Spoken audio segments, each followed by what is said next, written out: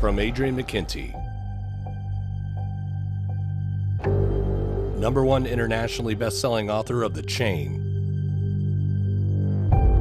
Named a best book of the year by publications all over the world. Comes a new thriller. You should have never come here. You should not have come to the island. You should not have been speeding.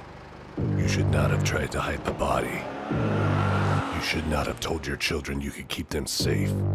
No one can run forever.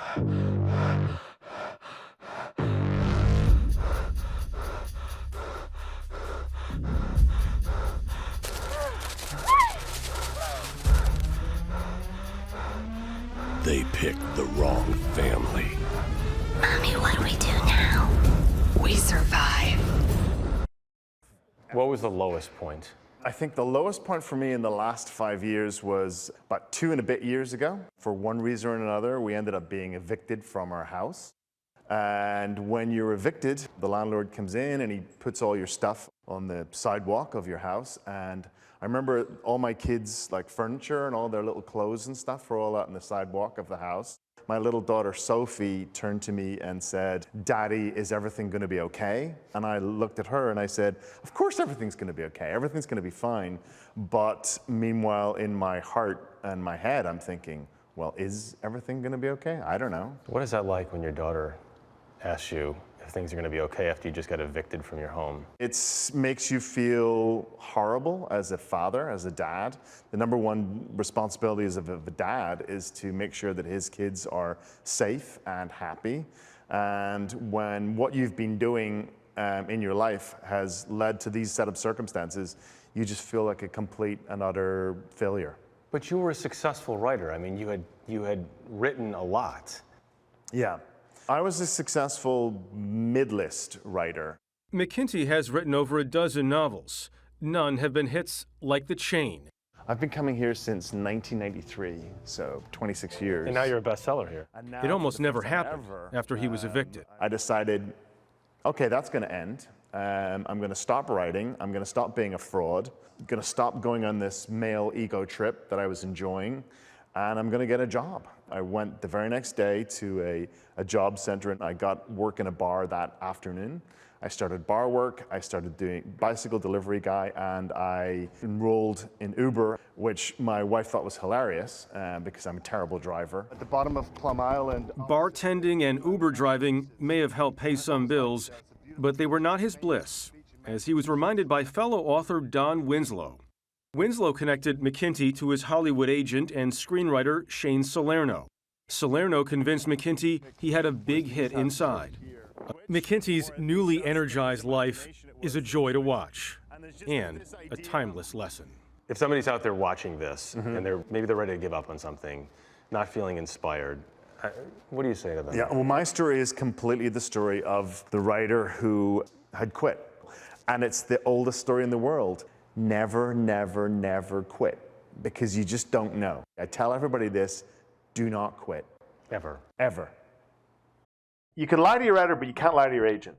And so when my agent would call me up and I said, "Oh, mate, I'm in big trouble. I got nothing. And I'm just, here with the kids all day long, and I'm so depressed, and it feels like the world is, in a really dark place, and I just got nothing."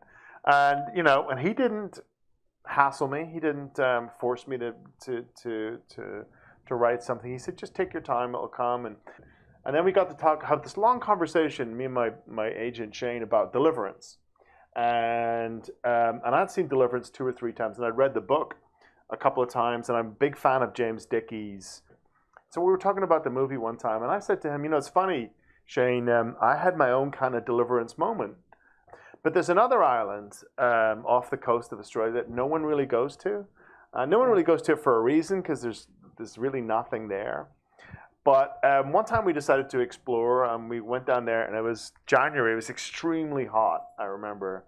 It was about 42 degrees Celsius, so mild for Phoenix.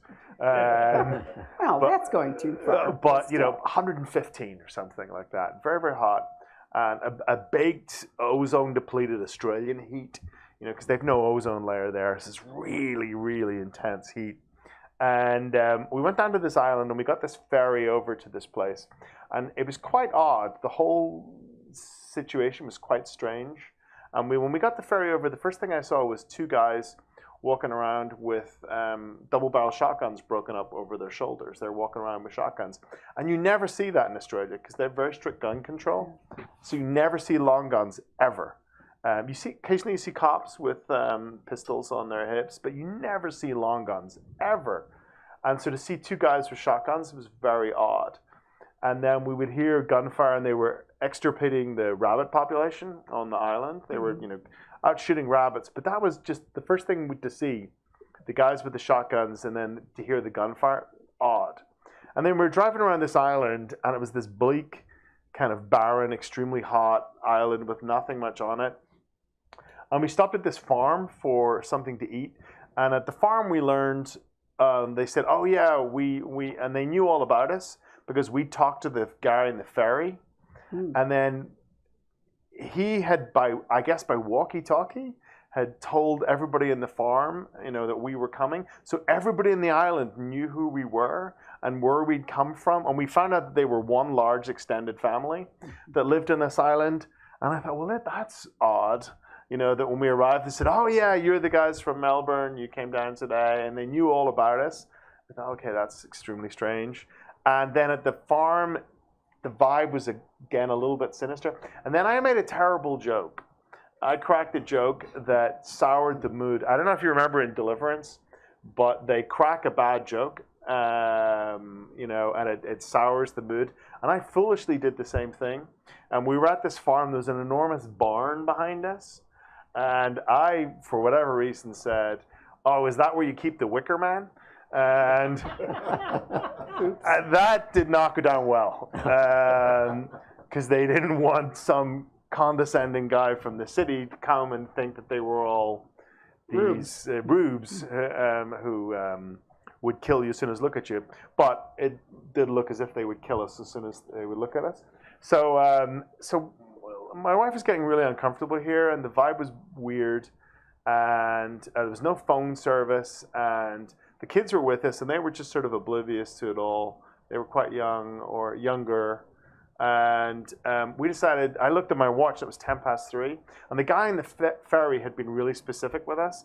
He said, the last ferry goes at 3:30, and if you miss it, that's it. There's no, you're not getting across tonight. And I looked at my watch, it was 3:10, and I thought, oh my God, the ferry.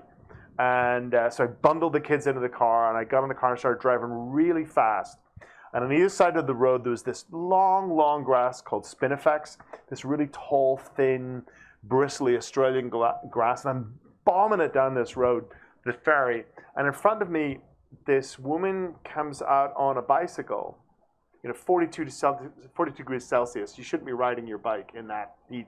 She comes out on a bicycle, just right out of the spinifex, and she's got a hearing aid on, and she turns onto the road, and I honk the horn and slam on the brakes, and obviously the hearing aid's not working, or the battery's dying or something. She doesn't hear me at all, and so she's here, and I'm here, and the car brakes like here, and then she just keeps riding around down the road, completely oblivious that we were ever there. And I'm shaking. I'm literally shaking with my hands on the steering wheel, and I'm just going, my God, we really almost killed this off. We almost hit this lady. And I turned to break the tension. I turned to my wife and I said to her, if we'd hit her, we wouldn't have got off this island alive. And then my wife very seriously said to me, I don't think we would have.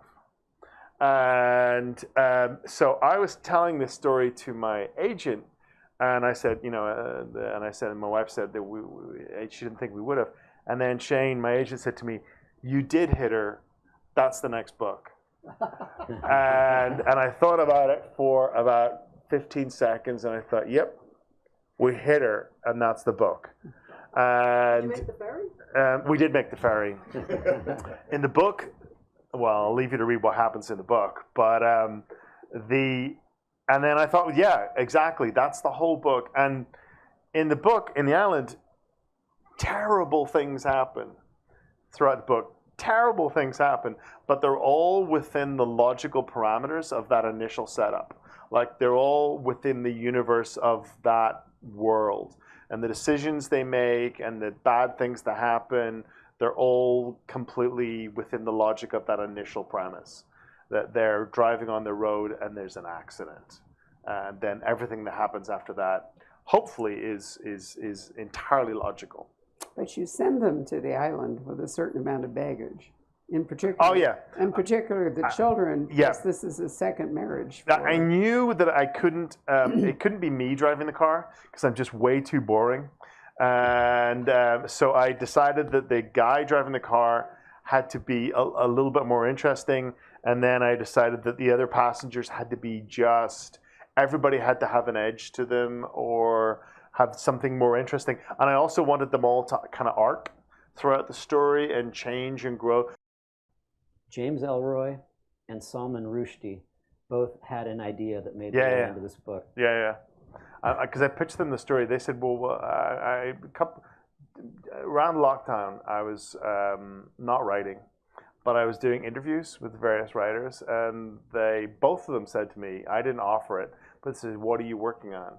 And I said, I'm not working on anything, but I've just had a conversation with my agent. I've got this idea for a book. And they said, what's the idea? So I pitched them, just basically what I pitched you guys.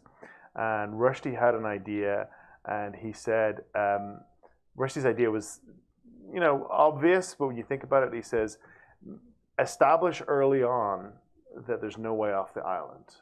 Because the readers are going to be thinking, oh, they can just swim for it, or they can make a boat, or something like that. It's pretty sharky out there. And it hadn't occurred to me. But in real life, I remember when we took that ferry over, we saw a great white shark. And I hadn't put that in, but I thought, of course, Right. show the shark, and then the reader will know, oh my God, they're not swimming for it.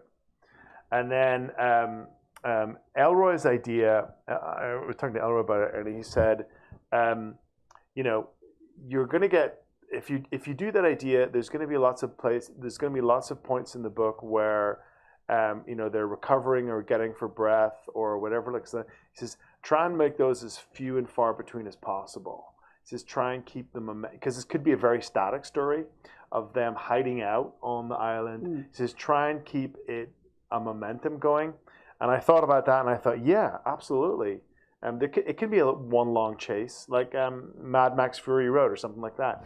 It can basically just be one long, it can be one long chase.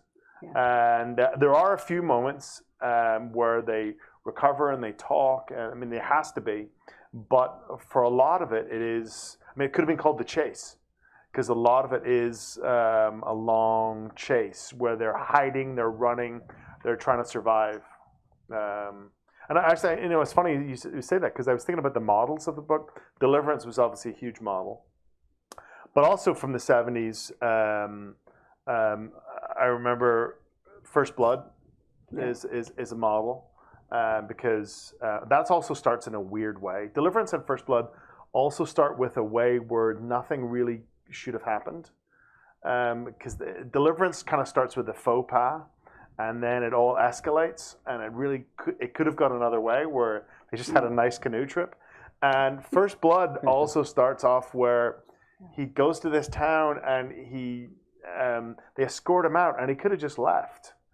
And it would have just been fine, but he doesn't just leave, and it all escalates in terrible ways. And so I wanted that moment in the island where they want to get the ferry over to the island, but then the guy charges them. He says, "Oh yeah, you've got to pay." And as sensible people, they should have said, "We're not paying." You almost said something else, but that's okay. What was I going to say? We're not fucking paying. Yeah. We're not doing that. I saw the word form. Yeah. And it says so they all have this moment of trespass in Deliverance, in First Blood. Actually, there are a couple of Reachers like that. Yeah. Where Reacher could have. There's a turned moment around. of trespass, and people make the choices. Yeah.